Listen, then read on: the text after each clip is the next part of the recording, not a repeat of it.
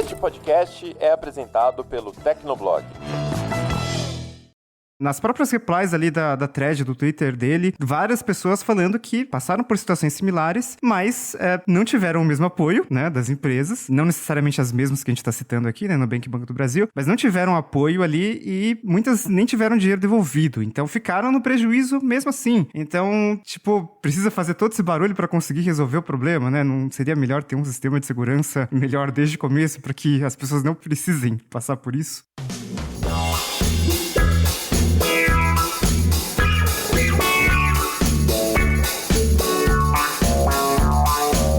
Olá, ouvinte! Seja bem-vindo! Está começando mais um episódio do Tecnocast. Eu sou o Thiago Mobilon. Eu sou o Paulo Riga. Eu sou o Lucas Braga. E eu sou Giovanni Santa Rosa. Cada vez mais a nossa vida financeira está concentrada no celular, mas a praticidade dos bancos e carteiras digitais pode ter um preço, que é a segurança, principalmente diante de tantos roubos de smartphones que a gente tem visto nas grandes cidades. No episódio de hoje, a gente discute se as fintechs estão oferecendo boas ferramentas de proteção para os usuários e também damos algumas dicas para proteger os seus aplicativos financeiros. Então aguenta aí que a gente já começa.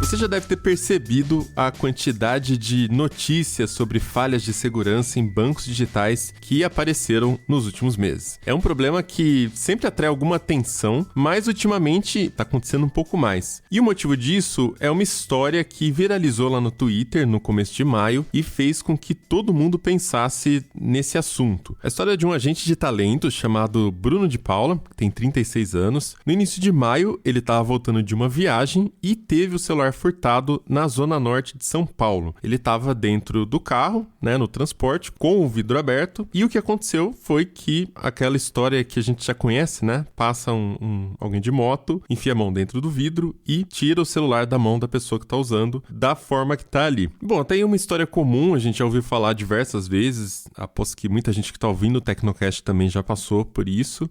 No momento a gente fica muito puto, depois procura a polícia, enfim, tenta fazer alguma coisa, mas com o Bruno a história foi escalando de uma forma meio inesperada. Como o ladrão tirou o celular das mãos dele na hora que ele estava usando, o aparelho estava desbloqueado. Então o ladrão teria acesso a todo o conteúdo do aparelho. Só que não foi apenas esse o problema. No final das contas, segundo o que ele contou na thread dele do Twitter, que tem cerca de 44 mil compartilhamentos já, para vocês verem, né, quantas pessoas se identificaram com o problema que ele passou, o Bruno teve um prejuízo de cerca de 143 mil reais. Paulo Riga, explica pra gente essa história, como que faz pra pessoa perder 143 mil apenas com o celular roubado? Então, Josué colocou o link da thread aí no post do Tecnocast, mas vamos resumir, porque tem bastante tweet que ele fez naquele dia e tal. Inclusive, esse tweet teve 156 mil curtidas, né? Teve esses retweets, mas teve 156 mil curtidas. Teve mais curtidas do que o prejuízo em reais lá, né? Que foi 143 mil. Mas vamos lá. Lá naquela noite, né? O Bruno chegou em casa, né? Depois do roubo, ele pegou um celular mais velho que ele tinha guardado ali e ele entrou no aplicativo do Nubank. E ele foi ver o extrato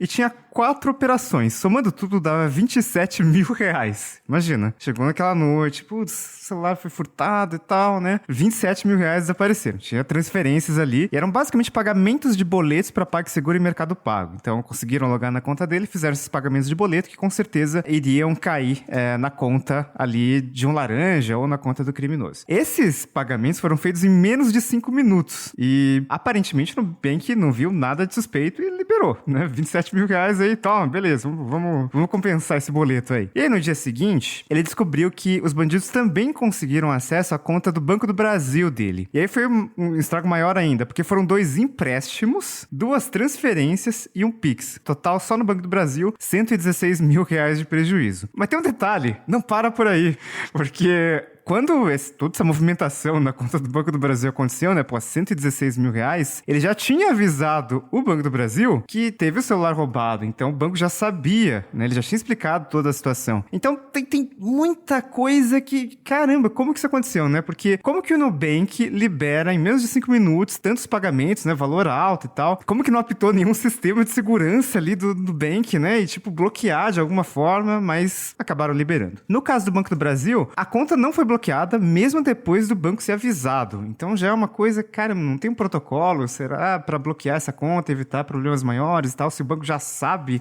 que isso aconteceu, né? E também tem o fato de que o chip e o aparelho, eles não estavam bloqueados, mesmo depois do Bruno ter avisado a Claro, né, que é a operadora dele, da situação.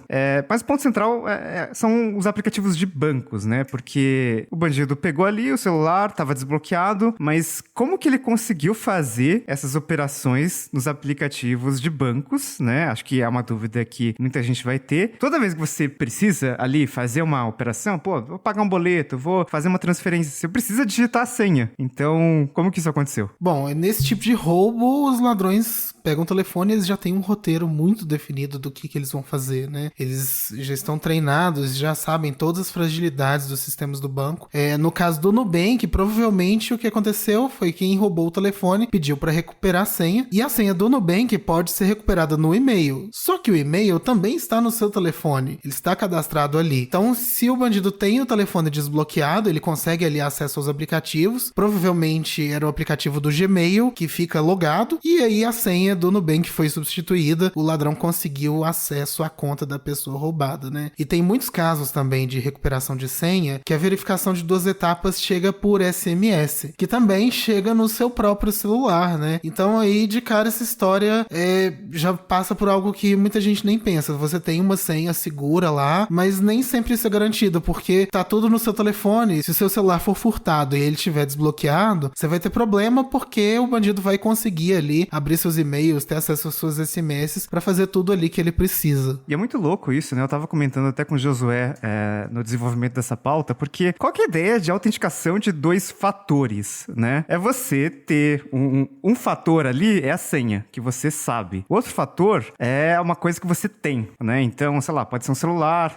Quem tinha conta em banco nas antigas ali tinha um token físico, geralmente, né? Ou um cartão de segurança, era uma coisa super burocrática ali e tal. E era uma coisa que você tinha e estava separada de alguma forma ali. Então, quando você fazia uma operação, por exemplo, né? No internet banking, quando a gente acessava o internet banking ali no navegador e tal, você, por exemplo, no Itaú, eu lembro que tinha o e-token, que era um chaveirinho físico ali, e além da senha do internet banking que eu tinha que digitar, ou a senha do cartão, eu tinha que digitar aqueles 6 dígitos ali do token que ficava mudando toda hora. Então, são 2 fatores, de fato. Se o segundo fator tá no mesmo lugar do resto, então não são 2 fatores de verdade, né? Tipo, subverteram o negócio dos 2 fatores, assim, não tem uma autenticação de 2 fatores de verdade ali. E se você usa um dos fatores para resetar o primeiro fator, também não são 2 fatores de fato, né?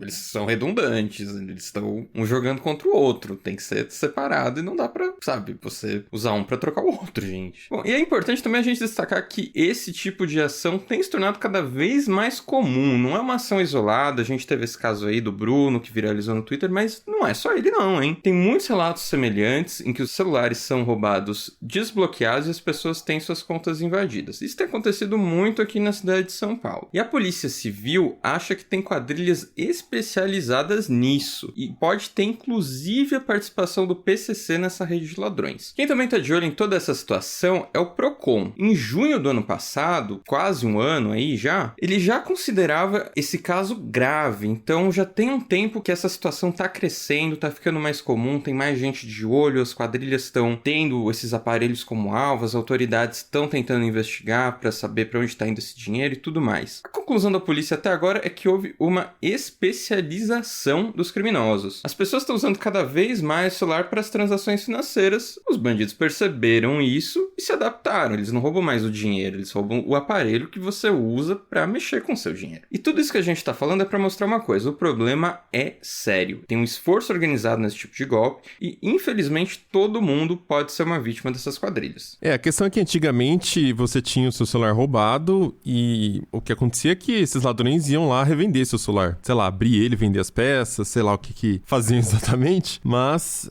eu mesmo já tive o celular roubado em São Paulo, ali andando próximo do Tecnocenter, na época que a gente tinha um escritório lá, tava indo almoçar, passou uma bike, roubou, e descobri que até hoje tem esse tipo de roubo lá exatamente do mesmo jeito, passa um cara de bike e tira da mão de quem tá andando com o celular na mão, mas naquela época o prejuízo era esse, você perdeu o aparelho, fiquei puto, tinha acabado de comprar o aparelho, mas é isso, né, o prejuízo é pequeno. Inclusive essa história já foi contada no Tecnocast várias vezes, então comenta lá na comunidade quantas vezes você já ouviu o Mobilon contando essa história com esse tom tão triste. Era, acho que um iPhone 4S, não lembro qual que era. 5 já? Já faz tempo, dá pra requentar aqui essa história, né? Mas assim, o cara que roubou meu aparelho, a primeira coisa que ele faz ali já era desligar, porque ele sabe que eu ia chegar no computador e ia rastrear ele. Hoje em dia, esses caras não fazem isso. Eles tentam usar os dados que tem no celular. Então, acessar um banco, esse da história do Bruno, tava comprando até champanhe cara no iFood, pra gastar o máximo que ele consegue, né, de todos os locais. Enfim, o pessoal sabe usar celular, né? Quando a polícia fala que a quadrilha é especializada, parece que é uma quadrilha de hackers super avançados, né? Aquele filme assim. Cara, não, todo mundo usa celular, todo mundo sabe acessar um aplicativo de banco. Você não precisa ser nenhum gênio pra saber recuperar uma senha, sabe? Então é o uso básico. E aí isso levanta as questões, né? De quem é a responsabilidade quando a gente tá falando de segurança, por exemplo, de aplicativos de bancos. É do usuário? Será que ele falhou ali em ativar as medidas de segurança do aparelho? Por exemplo, teve muita gente falando que desinstalei o aplicativo do Gmail e instalei o Spark, porque daí eu consigo colocar a senha, o Face ID, Touch ID para acessar o Spark. Ou será que a culpa é do Nubank, por exemplo, que permitiu essa sequência de transferências em valores altos, sem questionar nada, sem, né, o Banco do Brasil, por exemplo, que concedeu um empréstimo, cara, 116 mil, né? Enfim, de quem que é a culpa no final das contas? É complicado, né? Porque hoje a gente tem de um lado toda a questão de comodidade, né? E você tem ali o seu celular e o banco confia porque é o seu celular, então tem todo o processo de segurança para você conseguir instalar o aplicativo do banco ali, às vezes colocar um reconhecimento facial, ou então validar no caixa eletrônico, isso acontece muito. Mas na hora que você realmente precisa da segurança, ela não funciona, né? Porque você consegue ali pelo aplicativo resetar a senha e aí você abre dentro do aplicativo e você consegue visualizar qual que é a senha do cartão, e com a senha do cartão você consegue ali abrir o seu Apple Pay e fazer um pagamento e usar a senha. Então é um ciclo muito difícil da gente entender, porque eu tenho a sensação de que cada vez a gente tá ficando mais preso para utilizar o próprio celular, né? Porque a gente tem que pisar em ovos a cada aplicativo que a gente abre, para cada conta que a gente abre, porque, não sei, cara, eu imagino, assim, na minha cabeça, que a responsabilidade é do banco. A partir do momento que você tem ali um boletim de ocorrência e teve sucessivas tentativas para recuperar a senha e imediatamente fazer transferência de grandes valores, poxa, isso devia acender um alerta ali na equipe de segurança, né? E aparentemente não é isso que tem acontecido. Eu entendo desburocratizar, né? Aliás, eu não tenho uma experiência tão boa com o Nubank nessa questão de fazer transferências altas, tanto que troquei de banco. Toda vez que eu precisava fazer uma transferência alta, travava. E aí tinha que entrar em contato com o chat pra mulher falar que, mas é medida de segurança. Mas que medida de segurança boa? Porque eu faço essa transferência nesse mesmo valor a cada X períodos, né? Qual o sentido de ter a medida de segurança? E aí vem e o cara conseguiu transferir 30 mil do aparelho lá do Bruno e nada aconteceu, feijoada. Qual que é esse filtro de segurança aí? Geralmente a responsabilidade, né, quando vai pra justiça e tal, a responsabilidade de fato é do banco, né, porque o banco tem o sistema de segurança, eles têm os dados dos correntistas ali, dos clientes, e eles, por meio de sistemas, estamos falando de 2022, muita tecnologia e tudo mais, dá pra identificar padrões, né, na verdade, sei lá, 10 anos, quando eu fazia uma compra no cartão de crédito, num bancão, fora do padrão ali, o banco já me ligava pra perguntar se eu fiz mesmo aquilo, entendeu? Então, não é uma coisa super avançada, tecnologicamente e tal. Então, quando a gente tá falando principalmente de fintechs, né, o esperado é que, poxa, deviam ter identificado, né, primeiro, que tinha algo errado. E aí, o outro ponto é o que eu comentei rapidinho sobre o negócio de ter uma autenticação de 2 etapas de verdade, né? Porque, poxa, se você consegue resetar a senha e a senha pode ser resetada via um link de e-mail, não é um sistema seguro, né? Não dá. Você pode fazer isso de resetar a senha via e-mail, sei lá, com a sua conta do Instagram, mas com um aplicativo que tem um dinheiro ali e tudo mais, putz, aí é bem complicado, né? Não só pro cliente, né? Mas mas também pro banco, né? Porque o banco tá lidando com valores e tal, e ele pode ser responsabilizado, como muitas vezes por isso. Então, como que não tem um sistema de segurança realmente bom? E aí a gente fica nessa briga de gato e rato, né? Porque, a gente vai falar de algumas dicas aqui que dá pra a gente conseguir se proteger um pouco melhor contra isso, mas o fato é que sempre vai ter um jeito de burlar o que a gente pensar aqui. Então, até antes da gravação a gente tava pensando, mas se você colocar senha no aplicativo tal, beleza, mas aí pode ter outro aplicativo que você consegue acessar sem a senha e que não vai estar protegido. Então, sempre tem um jeito de burlar. Enquanto a gente tá tentando se proteger, tem muita gente pensando em como burlar. Então, isso em segurança de informação é direto, assim. Pra cada uma pessoa ali pensando na segurança, tem 1000 querendo burlar. Mas isso é bem o que o Lucas falou também, né? A gente se apoia em certas comodidades. E vai ficar claro aqui nas dicas que a gente vai dar que a única forma de você se proteger um pouquinho mais é abrindo mão de comodidades. Eu, por exemplo, mudei configurações diversas aqui nos meus aparelhos depois dessa thread. Por exemplo, no 1Password, ele tem uma extensão para o navegador Safari no iPhone. Essa extensão é recente, saiu com o novo 1Password aí. E é chato pra caramba pra desbloquear extensões pelo Safari no iPhone. Você tem que clicar no lugar, clicar em outro lugar, então é muito ruim. Só que ela traz uma praticidade sensacional de você entrar e ela já fazer tudo sozinho pra você, como se fosse no computador mesmo, que no celular não era igual. Enfim, eu tive que colocar um bloqueio nessa extensão pra, sei lá, a cada 15 minutos ela bloqueia de novo. E toda vez que eu vou digitar uma senha, eu tenho que entrar lá na parte da extensão, clicar num botãozinho que é minúsculo, o dedo sempre erra, pra conseguir não ter a senha automática ali. Porque se o ladrão tenta acessar meu e-mail, eu tenho o Spark, aí eu tenho Face ID. Ele não vai conseguir. Beleza. Então eu vou tentar abrir o Safari. Ele entra no Safari, digita G, já vai aparecer Gmail. Ele dá Enter, meu Gmail já vai estar logado no Safari. Porque eu uso o Google para logar em um monte de coisas, né? Então, enfim, tem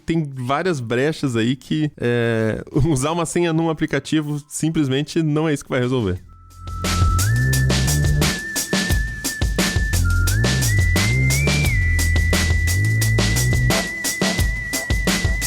E a gente tá falando dessa história do Bruno, né? E ele teve os problemas resolvidos, né? Os bancos devolveram dinheiro, enfim, resolveram lá. Mas a verdade é que essa foi uma história que viralizou, né? Então, muitos retweets, muitas curtidas, teve reportagem em todos os jornais sobre isso. Então, parece que a atenção que tudo isso gerou acelerou, né? Com certeza, deu um senso de urgência ali pras instituições financeiras ali que foram citadas. E aí, resolveram o problema, né? Só que nem todo mundo vai ter... Será que precisa ter um tweet pra viralizar pra resolver o problema, né? Porque, como a gente contou, né? Resolveu o problema depois do estrago, ou seja, já tinham feito transferência e tal. Ele já tinha procurado o atendimento comum ali, como uma pessoa normal, né? Que ele era, antes de ficar famoso por causa dessa thread, ele foi lá no atendimento e falou, olha, teve celular roubado aqui, então vocês podem bloquear aqui, fazer não sei o que e tal. Então, nas próprias replies ali da thread do Twitter dele, várias pessoas falando que passaram por situações similares, mas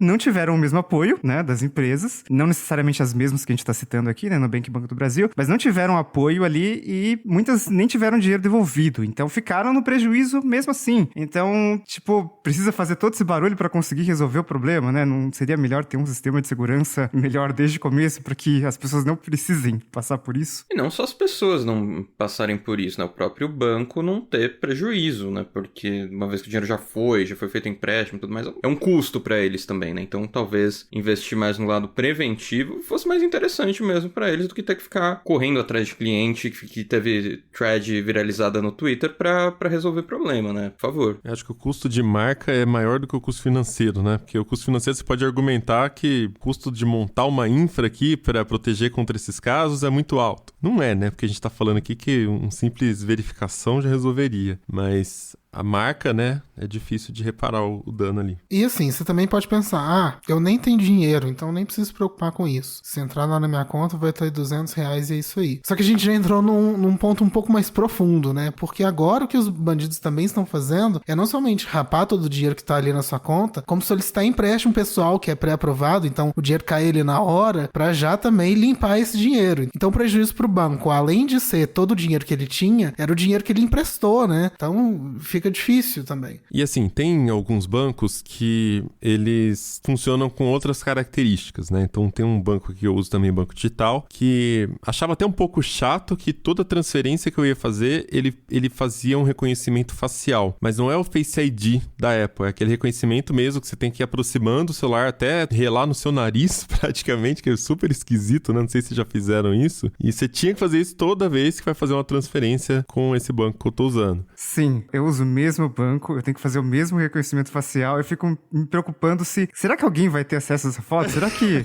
eu deveria arrumar o cabelo? Será que vai vazar essa foto, sabe? Será que eu posso fazer uma transação com reconhecimento facial enquanto eu estiver no banheiro e ninguém vai saber? Sabe que... tipo, eu fico com essas noias na cabeça. Olha, um amigo meu trabalha num desses bancos digitais, ele disse que ele trabalhava do lado do pessoal de segurança. Eles têm um telão enorme que fica passando todos os reconhecimentos faciais. Droga! E quando ele me contou isso, eu fiquei muito preocupado, porque o tanto de vezes que eu já fiz reconhecimento facial totalmente descabelado, totalmente, o cabelo enorme, sem pentear, gigante, todo torto. A minha foto do aplicativo do gov.br, gente, eu achei que ele era só um reconhecimento facial. Ele foi lá, tirou a foto e deixou no aplicativo. Isso é desumano. Sim. Depois eu descobri que tem como trocar. Ai, que bom, graças a Deus. Mas eu já tive vezes de eu falar assim, puta, eu não vou fazer aquela transferência ainda que eu tenho que fazer porque ainda não tomei banho, sabe? Tipo, de manhã, assim, que o cabelo tava encebado, sei lá. Então é o tipo de preocupação que a gente tem com esse método. Funciona também como um mecanismo contra a compra impulsiva, né? Você fala, não vou comprar isso aqui porque eu vou ter que fazer o reconhecimento facial. Melhor não, deixa pra lá. Tem que pentear o cabelo. É, economizo meu dinheiro. Mas no final das contas, acaba protegendo, porque se o ladrão tivesse com o celular dele tentando pedir um empréstimo, é uma burocracia, mas ainda é uma burocracia tranquila, né? Porque é prática ainda, é digital, é fácil de resolver.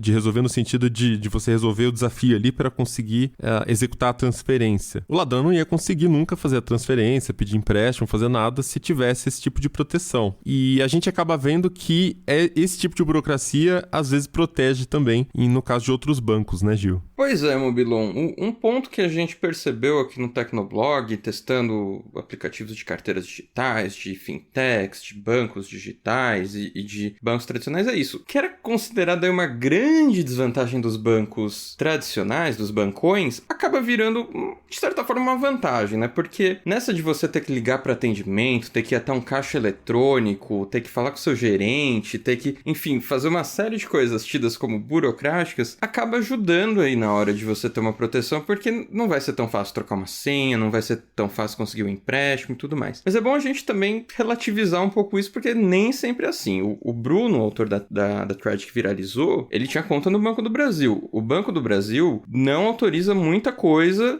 se você não tiver a senha do cartão, e mesmo assim fizeram 2 empréstimos no nome dele. Mesmo lá no Twitter, tinha muita gente perguntando, nossa, mas como que fizeram esses empréstimos sem a senha do seu cartão? Nem tanto desconfiando dele, mas assim, num ar de perplexidade mesmo, porque é muito estranho. Então, a gente tem que também saber relativizar isso. É mais difícil você conseguir trocar uma senha num Bradesco, numa Caixa, no Santander, no Itaú, no Banco do Brasil? É a prova de falhas? Não. E a gente tem aí o caso do Bruno, que mostra muito bem que nada é 100% seguro.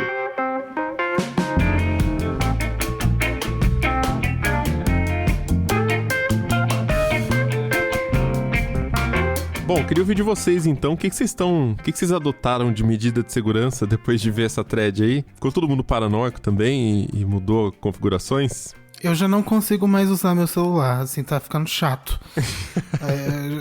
Já tô ficando de mau humor toda vez que eu preciso fazer um Pix. Eu já ficava antes porque o dinheiro ia sair da minha conta, agora eu fico porque além do dinheiro sair da minha conta, eu preciso abrir o aplicativo do banco. Mas eu fiz uma revisão de segurança aqui no meu telefone. Eu uso o iOS, é um iPhone, então o que eu fiz por aqui? Primeiro passo, eu removi todos os aplicativos de banco da tela de início. Então, se você simplesmente procurar pelos ícones ali nos meus aplicativos, você não vai achar. Aí você fala assim, você então pode utilizar a busca para isso. Não, eu também removi ele da busca. Então a única forma que eu consigo abrir o aplicativo do banco, eu tenho que ir lá na última página de aplicativos, que eu tenho aquelas pastas criadas automaticamente pelo iOS, e só ali que eu consigo efetivamente abrir o aplicativo do banco ou de uma carteira digital. Então esse é o primeiro ponto. Eu fiz isso também com o aplicativo de senha, o OnePassword, com o aplicativo de autenticação de 2 fatores, também pensando não somente em roubo de telefone, como em sequestro também, né? Porque é uma realidade com o Pix, você pode transferir dinheiro 24 horas por dia para qualquer banco, a gente também tem que pensar nesse tipo de situação. Mas como que isso te protegeria em caso de sequestro? Não entendi a ideia. É porque, assim, antes o OnePassword ficava lá na cara do gol, né? Na primeira tela. E agora não. Então, qual que é essa senha? Eu não sei. Eu realmente não sei as minhas senhas. Tá tudo no OnePassword. Então,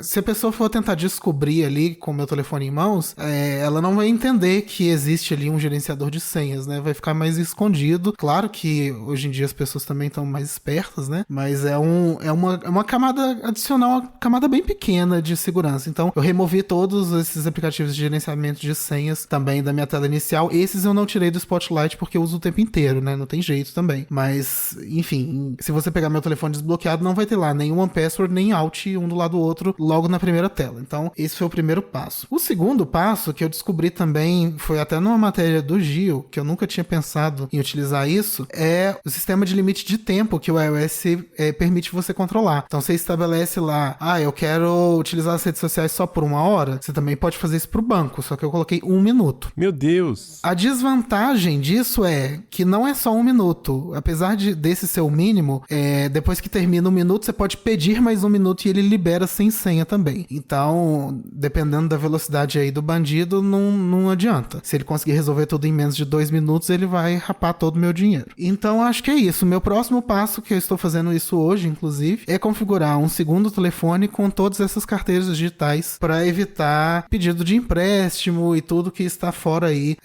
do dinheiro que eu efetivamente tenho em conta. E no meu celular eu só deixo lá o aplicativo do meu bancão lá, que se der algum problema eu posso mandar um WhatsApp pro meu gerente e ele resolve. Então é isso, gente. Tá muito chato usar meu telefone. Eu não tô suportando mais. Eu também adotei essa estratégia de ter um segundo aparelho para ficar em casa, né? O celular fixo, com todos os aplicativos de banco, corretora, carteira digital, tudo tá nesse aparelho que fica em casa. E é até engraçado, porque nessas eu fiquei sem as notificações do cartão de crédito do meu celular principal, né? Então, às vezes isso fica um pouco confuso, porque você fala, será que passou pelo valor certo aqui? Ou será que eu tomei um golpe aqui nessa maquininha meio suspeita? E você não tem como conferir isso, porque você não tem mais o aplicativo do banco no seu celular. Aconteceu isso comigo recentemente. Eu pedi pizza, chegou o entregador com a maquininha dele desligou. Aí ele falou, não, tá sem bateria aqui, não sei o que tá acontecendo. Não, dá o cartão aí que eu passo rapidinho aqui, aproximação, eu só encosto. Ele passa antes de acabar a bateria. Eu fico assim, meu Deus, se isso for golpe, eu só vou saber disso quando eu chegar no meu quarto, pegar o outro celular e ver por quanto passou o valor dessa transação. Felizmente não deu nada de errado, era realmente uma máquina com problema. Mas é o que a gente tá falando aqui, né? Ou você abre mão da comodidade ou você abre mão da segurança. Não tem como você ter mais os dois, porque todas as comodidades que a gente tem estão servindo contra a nossa segurança. Então, não tem tanto jeito. A primeira dica que eu dou para quem não faz isso ainda, porque é uma pequena perda na comodidade e por isso já a maioria não faz isso, tá? É ativar o bloqueio de tela automático com o tempo mais curto possível. Então o iPhone tem isso, o Android também tem. Simplesmente ative. Tá? Porque nesse caso, imagina que você tá no carro, o ladrão, ele não é um sequestro, né? Então, as chances de acontecer são maiores com todo mundo, tá? Então, a gente vai pesando aí o custo-benefício. O ladrão passou, te roubou, você tá com o celular desbloqueado. O que ele vai fazer? Ele vai tentar parar o quanto antes pra mexer no celular e fazer o que ele tem que fazer. Se ele demorar mais do que 30 segundos, por exemplo, a configuração mínima que você coloca ali, o aparelho já vai bloquear e já era. Aí o ladrão não faz mais nada, né? A não ser que na moto ali ele fique, sei lá, tocando, mexendo na tela, óbvio, para o aparelho não bloquear, tá? Mas já, enfim, já é uma camada de segurança que dá para fazer. O segundo, e que muita gente falou também isso, é você ter configurado para os seus aplicativos de banco, de corretora e tudo mais, um e-mail que vai ser usado só para eles. Então, em caso de tentativa de recuperação de senha, vai para esse e-mail. Só que aí que complica, porque neste e-mail de recuperação exclusivo para bancos, você também tem que certificar de que o e-mail de recuperação do e-mail de recuperação não é o seu e-mail normal. normal. Senão o cara também pode chegar no e-mail de recuperação. Nossa, eu prefiro acreditar que o ladrão vai ter, putz, é muito trabalho, vou roubar outro, sabe? Porque é tipo, sabe, quando você tem muitas formas de se burlar qualquer coisa, né? Então, o que se faz muito, sei lá, em servidor, você deixa o mais difícil possível, porque daí o cara vai desistir e vai partir pra outro, sabe? Mas sim, realmente tem muitas possibilidades de burlar uma coisa, né? O que muda é só a dificuldade, o tempo que ele vai levar até chegar ali, né? Você pode fazer uma verificação cruzada, por exemplo. Então, sei lá, combina com o irmão, com a irmã, com a esposa, sei lá, né? E coloca um e-mail do outro nas recuperações ali do que for crítico, mas o e-mail de banco também é importante separar. Então, se o ladrão roubar o meu celular, a recuperação vai para o e-mail de outra pessoa. Então, sim, você tem que entrar em contato com essa pessoa, né? Para daí conseguir recuperar. Outra coisa coloca a senha em absolutamente tudo que for de comunicação, pelo menos, né? Então, Telegram, WhatsApp, e-mail, aplicativo de e-mail, enfim, tudo que você puder. No gerenciador de senha, também coloca o travamento automático na opção mais curta que dá. De novo, é uma camada que, se você tiver deslogado, o cara não vai conseguir logar porque o aplicativo também está travado, né? Então, você vai colocando essas camadas que em algum momento você espera que alguma trave e ele não consiga passar. Eu não cheguei ao extremo de apagar todos os aplicativos do meu celular, sei lá, de remover da capa, igual o Lucas fez, ou de remover aplicativo de banco. Os que eu preciso eu deixo, porque eu penso, cara, se eu tiver numa urgência, eu também vou precisar. E aí, se eu não tenho, o que eu faço? Né? Então, pra mim, isso é mais preocupante do que ser roubado. Então, eu calculo o meu risco. Basicamente é isso. Então, eu deixo um valor bem limitado nesses aplicativos, bloqueio o que eu tenho que bloquear ali, de empréstimo e tudo mais, e principalmente removo os aplicativos de corretora, né? Essas coisas assim, mais de investimento, não precisa estar no celular, eu faço pelo computador o investimento. Então, remove do celular, que é pro ladrão também não ter acesso a isso. E por último, uma dica legal, que eu acho que o Lucas vai poder explicar um pouquinho melhor, que é a configuração da senha do chip do celular. Muita gente não mexe nisso, porque para que vai usar isso? Mas, se tiver alguma coisa que recupera por SMS, e tem muita gente que vai por esse caminho que é mais fácil, né? Ativar a autenticação de e-mail por SMS, por exemplo, ou do WhatsApp por SMS, o ladrão pode pegar, tirar o chip do seu celular, vamos supor que ele roubou o celular, você conseguiu travar e limpar o celular remotamente pelo serviço da Apple ou do Android. O ladrão arranca o seu chip do celular, bota no celular dele e ele consegue, através dali, receber recuperação de senha do WhatsApp, por exemplo, para daí aplicar golpe em familiares, em conhecidos, né? Aquele golpe que já todo mundo conhece. Então, se tiver uma senha alterada, se alterar o PIN do GSM, o ladrão vai precisar digitar o PIN para conseguir desbloquear o seu celular também. É uma senha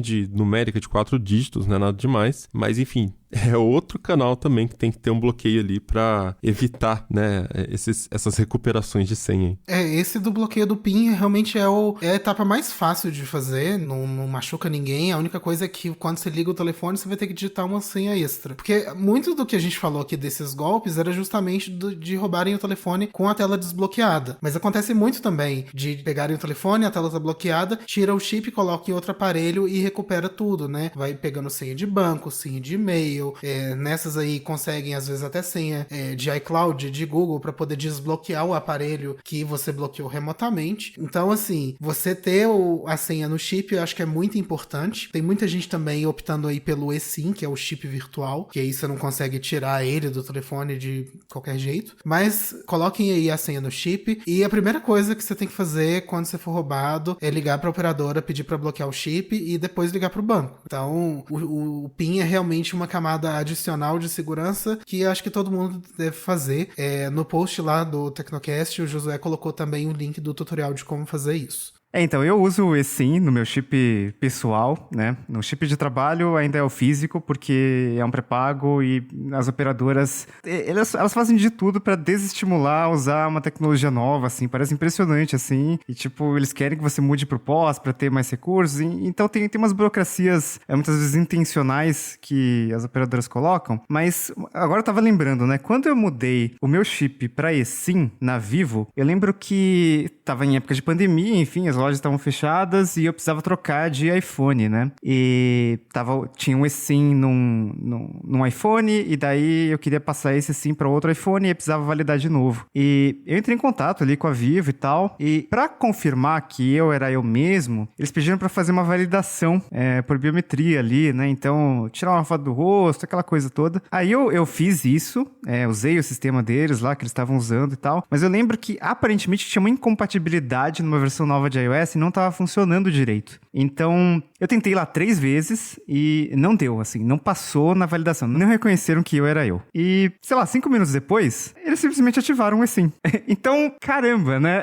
É muito difícil, até isso, você tem uma possível brecha ali, né? Porque daria, em tese, para ativar um eSIM no outro celular com uma boa dose de engenharia social ali, com alguém, com algum atendente de operadora, ou mesmo dentro da operadora, né? Então, além de tudo isso, né, dessas nossas tentativas de se proteger, a gente fica sujeito, às vezes, a problemas dentro das próprias empresas, né? No caso das operadoras, que tem muito problema de SIM swap, né? Por exemplo, que a gente tem falado no Tecnoblog, mas esse é um caso que eu fiquei pensando assim, né, de caramba, né, então será que outra pessoa poderia fazer, né, isso e ativar o meu chip em outro celular? E todas essas dicas que a gente comentou aqui, acho que uma possivelmente legal, se você tiver um tempo, é tentar se hackear. Então, se você fosse um ladrão e pegasse seu celular, como que você faria para acessar sua conta sem saber a sua senha? E aí tenta ir lá no Esqueci Minha Senha, ver como que funciona o banco.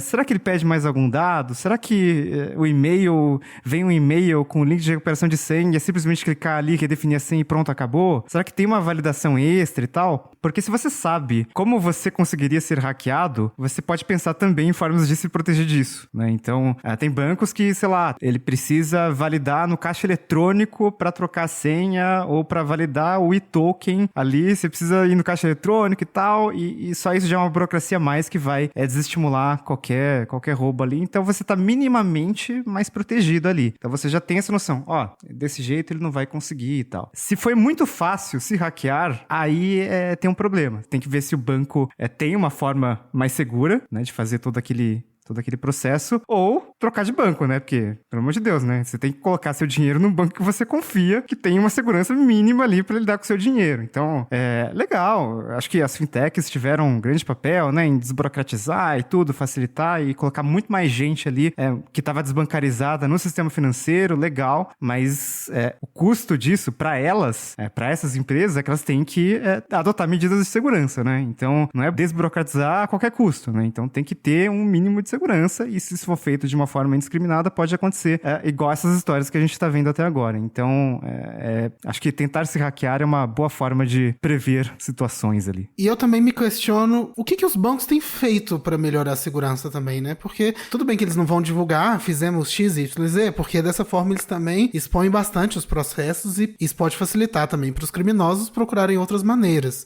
Mas a gente vê muito sobre golpes, mas também eu não vejo muitas atualizações dos bancos, de processos de segurança, né? Antigamente no Itaú, por exemplo, eu tinha que validar no caixa eletrônico. Hoje eles já estão permitindo a validação facial. Mas tem banco, tem fintech que não tem nada disso, né? E continua assim, é o mesmo processo desde 5, 6 anos atrás. Complica um pouco para as fintechs, porque principalmente, sei lá, se a gente for pensar em Nubank, que é o maior símbolo, não tem agência física e não tem caixa eletrônico próprio, né? Então, como que você vai ter, de fato, um segundo fator ali para confirmar aquela pessoa e tal? Para um bancão é mais fácil, tem caixa do Itaú, do Bradesco, do Banco do Brasil, em todo lugar, né? Então você vai lá e tal, e daria para colocar essa camada de burocracia a mais para tentar proteger ali o cliente, né? Se ele quiser. Para o Nubank nem existiria essa opção, mas aí a gente estava pensando aqui, né? E se tivesse uma parceria desses bancos digitais, né? Que não tem agência, que não tem gerente enchendo o saco e tal, com um banco 24 horas da vida, né? Que tem uma rede interligada ali para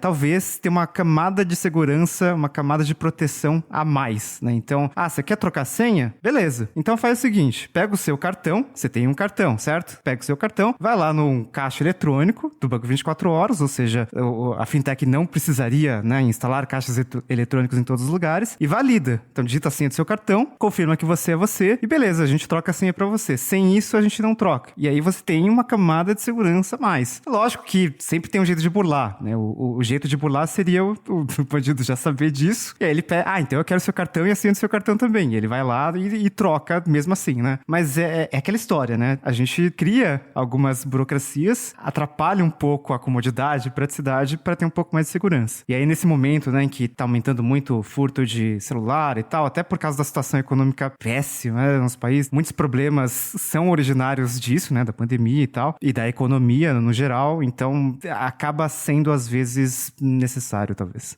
Eu já acho que, eu não sei se criar, a burocracia, ela complica, mas a gente também não tem que bater palma pra burocracia, porque tem formas melhores de você criar proteções que não sejam formas, tipo, que o Lucas tá fazendo, saca? Ou, nossa, tem que ir lá num caixa, no banco 24 horas. Sei lá, se a gente tá falando de gente que não tem acesso a banco e de repente tem um banco digital, cara, isso resolveu muito mais problema do que os roubos estão causando. E aí, de repente, essa pessoa que não tinha nem acesso a banco vai ter acesso a um caixa 24 horas, saca? Então vai criando outros problemas aí que também não sei se... Não é justo, sabe? Não é a solução correta. Mas também é óbvio que não pode ser simplesmente envia uma senha por e-mail. Como a gente citou o exemplo, que citei o exemplo do banco que usa a biometria facial com vídeo ali, com foto, né? Que você vai aproximando o celular da cara. Isso aí já seria legal, né?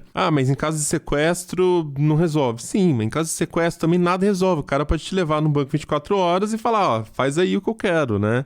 Como já acontece isso, é bem comum o assalto que leva uma pessoa pro banco pra sacar o dinheiro, inclusive muito mais antigo do que o Pix isso, né? Agora, enfim, eu não sei, assim, eu acho que sim, essas empresas têm que pensar um pouquinho mais em toda a jornada do usuário, né? Pra usar uma linguagem que os startupeiros vão entender, pra saber em que momento ali que, isso aqui não tá muito seguro. E, cara, isso vale também pro Gmail, né? Pro Google, que tem tanta preocupação com segurança e ainda hoje força a autenticação em 2 etapas por SMS, que é tipo a mais fraca que existe. Ou, por exemplo, nesse caso, não tem como colocar uma senha no aplicativo do Gmail, que beleza, não resolve, mas já seria um empecilho, como a gente tá falando, a gente vai criando camadas e espera que alguma trave. E pelo navegador também, né? O que a gente pode fazer pelo navegador? Talvez ter uma integração maior da biometria do smartphone com os serviços web, né? Enfim, aí já é uma questão das desenvolvedoras dos sistemas, né? Apple, Google, fazerem alguma coisa assim. Por exemplo, vou acessar o e-mail pela interface web.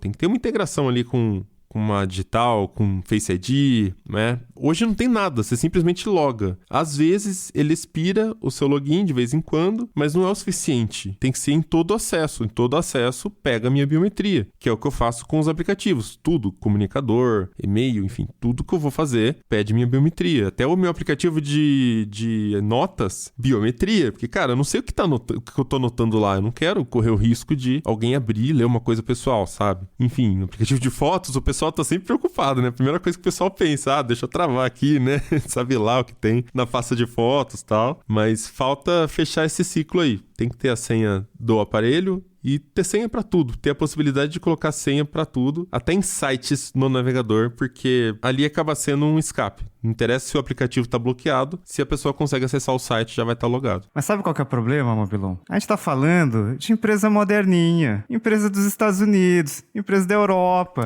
Aqui é Brasil, cara. Aqui o Brasil é o beta de segurança. Então, eu adoro falar sei lá, como funciona um pagamento de cartão de crédito dos Estados Unidos até uns poucos anos atrás, assim. A gente já tem cartão com chip há um tempão, né? Então, se você quiser fazer uma compra física ali e tal, agora tem aproximação, mas você tinha que digitar a senha ali e é isso aí, né? Passa no chip do cartão. Nos Estados Unidos, você vai pagar uma conta no restaurante, daí o garçom roubava o seu cartão, levava para não sei aonde, passava o cartão ali com valor, depois ele trazia a conta para você colocar a gorjeta e o cartão não voltava lá e de alguma forma conseguia passar a gorjeta depois, assim. Então, tipo, é muito... Mas continua assim, tá? É dessa mesma forma até hoje. Só mudou que agora eles não usam a tarja, eles colocam o chip, só que não tem senha. Exatamente, não tem senha. Então, é porque esse negócio de colocar a senha, putz, vai diminuir o número de transações em 1,x%. E aqui no Brasil, não, né? Aqui no Brasil, putz, tem tanta fraude que é melhor a gente já deixar habilitado isso aqui por padrão pra ter mais segurança. Nos Estados Unidos, a gente vai perder X% de transação, isso aqui dá X bilhões. Quanto que custa pra gente simplesmente não ligar pra isso e resolver o problema depois que já aconteceu? É menor do que o custo, então, sabe, tem esse equilíbrio ali. Mas o Brasil é o beta, então no Brasil sabe, aquela barrinha de nível de proteção de segurança? No Brasil se deixa no máximo, assim. Só que, assim, a gente tem esse problema principal, né, de roubo de telefone com desvio de valores que estão na sua conta no Brasil, porque é o Brasil que tem Pix, né, que é o sistema de transferência imediata. E se você for pegar um banco europeu ou um banco americano, pra você fazer uma transação, uma simples transferência de uma conta pra outra, às vezes demora dias. Então esse é um problema que eles não têm, e aí eu fico me questionando até que ponto que Google e Apple, que são os principais desenvolvedores de sistema, vão se preocupar em criar ferramentas para você proteger determinados aplicativos com senha, porque eu não tenho perspectiva que isso aconteça, né? Eu queria muito, por exemplo, que eu conseguisse travar o iPhone pelo Apple Watch. Eu consigo fazer isso só quando tá com desbloqueio de máscara, né? Que aparece a opção para desbloquear, mas sem a máscara ou quando o telefone já tá desbloqueado, essa opção some, né? E eu não tenho perspectiva de ter essa função, porque esse é um problema que acontece no Brasil e outros países não vivenciam algo desse tipo, pelo menos enquanto não desenvolverem um sistema de pagamento instantâneo, né?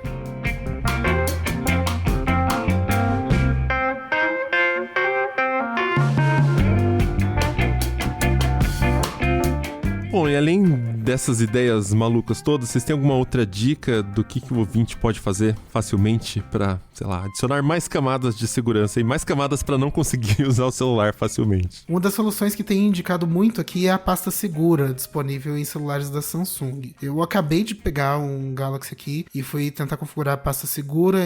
Ela não vem ativada por padrão, você tem que ir lá nos ajustes. Se você digitar pasta segura na busca, depois você vai cair num site, então não adianta. Você vai nas configurações e depois na opção de biometria e segurança. Quando você configura isso pela primeira vez, você define como que é a forma de bloqueio, se é um padrão ou se é um PIN, se é uma senha, se você vai permitir a biometria ou não. E a partir disso você consegue instalar aplicativos dentro dessa pasta segura. Então eu posso colocar, por exemplo, lá dentro o aplicativo do Nubank e toda vez que eu for abrir o aplicativo do Nubank eu vou ter que digitar a senha ou fazer a biometria. Você pode desativar a biometria também, se você quiser. Só é importante lembrar que a instalação de um aplicativo da pasta segura é completamente independente da instalação já existente no seu aparelho. Então você vai ter que configurar o banco todo de novo, como se fosse um novo celular. É uma boa oportunidade, inclusive, para você se hackear, né, e entender como que funciona o processo, porque você só fez isso aí uma vez na vida. É uma boa oportunidade para rever e entender como que funciona e encontrar aí possíveis brechas para você se prevenir. E eu tenho uma outra dica que ela é um pouco fora do comum também, que é o que eu chamo de celular do show. Celular do show. É o celular do show, porque eu não vou levar meu telefone principal, que é caro e etc, pro show. Então eu vou levar ali um telefone secundário, que se roubar é uma dor de cabeça menor, né? E aí você pode utilizar ali alguma carteira digital. Você transfere ali um valor, você deixa ali uns R$200, R$100, etc. Só pra você conseguir sobreviver, pagar alguma coisa, pegar um Uber, um táxi na volta. E aí você pode utilizar alguma carteira digital que seja ou difícil de usar, ou que não tenha recurso de empréstimo. O Caixa Tem, por exemplo, é uma opção. E aí quem roubar o seu telefone nem vai querer abrir esse aplicativo. Ótima opção. Caixa Tem. Nem quem quer usar não consegue usar, então com certeza o ladrão não vai querer usar. É porque o Caixa Tem é isso, né? Assim, ele funciona ali, só que a experiência de uso dele é muito ruim, ele trava muito, fica fora do ar. Eu espero que quando o ladrão roubar e tiver o Caixa Tem, mostra aquela fila aquela fila virtual que eles colocam. Aí vai dar tempo de bloquear, com tempo de uso e não sei o que lá, e o ladrão vai desistir. Putz, 5 minutos pra eu conseguir logar nessa conta? Ah, deixa quieto, vai. É mais rápido roubar outro celular aqui com o telefone tela desbloqueada. Vamos procurar outro, deixa esse aqui. Então, a gente não queria burocratizar o telefone? Conseguiu, entendeu? Tem uma fila agora do banco no aplicativo. Mas também tem outras carteiras digitais também. O operador agora tá lançando, então a Claro tem uma, a Vivo tem uma. E é isso, não vai ter nenhum recurso de empréstimo, pelo menos por enquanto, né? Então você pode deixar um dinheirinho ali e sobreviver aí com o celular do show. E é uma boa também tentar limitar. Isso assim, é bom repetir, né? Porque a gente vai deixando o aplicativo instalado no celular e não revisa. Então tenta limitar os aplicativos que você usa, porque algum deles pode abrir um caminho para um assaltante, né? Depende do nível ali também de quem tá, do preparo, né? De quem tá roubando. Sei lá, pode ser um comunicador, pode ser uma carteira digital que você instalou para ganhar bônus de R$5 e nunca mais logou naquela parada, sabe? Sempre, os bancos, eles jogam dinheiro para você pegar emprestado e ficar pagando juros pro resto da sua vida. Então, alguém vai pegar essa grana se ela estiver ali disponível. Então, tira do celular para que o ladrão não pegue por você, tá? Lembra disso. E, cara, vou dar a dica mais óbvia de todas, mas que me pareceu que no caso do Bruno não estava presente, que é utilizar o Find My iPhone, né? O Android também tem a versão dele lá. Você consegue buscar o seu aparelho remotamente. Você consegue bloquear o aparelho remotamente, né? Então, a primeira coisa que você vai fazer, se o seu aparelho for roubado, é chegar no computador e emitir o comando remoto para apagar o seu celular. E aí, pronto, acabou. Não tem, né? Pelo menos corta o problema ali. Se o ladrão ainda estiver usando o seu celular, você corta o problema por ali. Ele não continua usando mais. Eu falo isso porque muita gente não faz isso, muita gente não configura isso, não vai atrás de ver isso. E é o método mais desenvolvido, vamos dizer assim, pelas empresas, né? Que fazem os sistemas. Então, é essencial ativar isso em combinação com um tempo bem curto de proteção de tela. Então, 30 segundos. Se você parou de tocar na tela, o aparelho já bloqueia sozinho.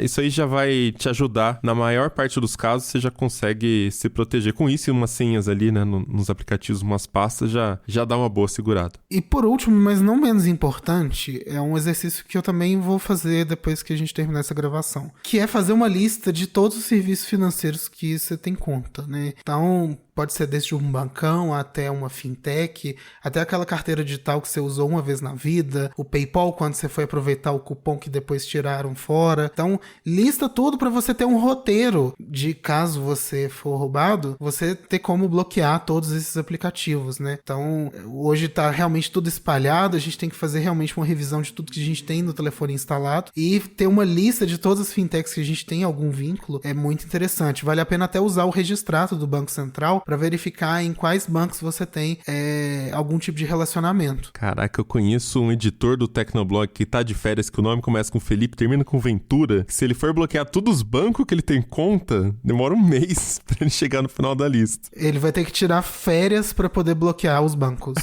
Só pra fazer isso. Mas também não vai ter nada pra roubar, né? Só o Pix de 1 centavo que ele faz. Mas tem o lance do empréstimo pré-aprovado, cheque especial, essas paradas sempre tem, cara. Não, com certeza, com certeza. Então é isso, vamos chegando ao final de mais um episódio do Tecnocast. Conta pra gente aí o que vocês estão fazendo pra se proteger de roubos, de golpes. Alguns são mais complicados, como o Lucas comentou mesmo. Aliás, vi notícia no jornal há 2 semanas, o assaltante de moto pegou o celular e ainda fez o moleque desbloquear o celular, no final ainda tirou nele, enfim, né, esse tipo de notícia que a gente tá se acostumando a ver na TV. Então tem casos que, né, mesmo com senha, mesmo com toda a proteção, o ladrão ali pede pra você desbloquear, mas esse caso do Bruno preocupou porque, cara, só levou o aparelho, só tava desbloqueado e fizeram tudo isso, né? Então o que a gente tá deixando passar nos nossos aparelhos? Conta pra gente aí o que vocês estão fazendo. Certeza que vocês têm alguma dica bacana aí, porque os ouvintes do Tecnocast também sempre têm as manhas ali, os hacks, né, do que mais dá pra ser feito. Manda lá no Twitter, marcando @Tecnocast, ou comenta na comunidade.tecnoblog.net. Se quiser continuar o papo com a gente em todas as redes, eu sou @Mobilon, @Paulo Riga, @Lucas Braga, @GIOVSR. Este Tecnocast foi produzido pelo Josué de Oliveira, editado pela Raquel Igni e a arte da capa é do Vitor Pádua. A gente fica por aqui e voltamos com outro episódio semana que vem. Até lá! tchau! Tchau, tchau. Tchau, até a próxima.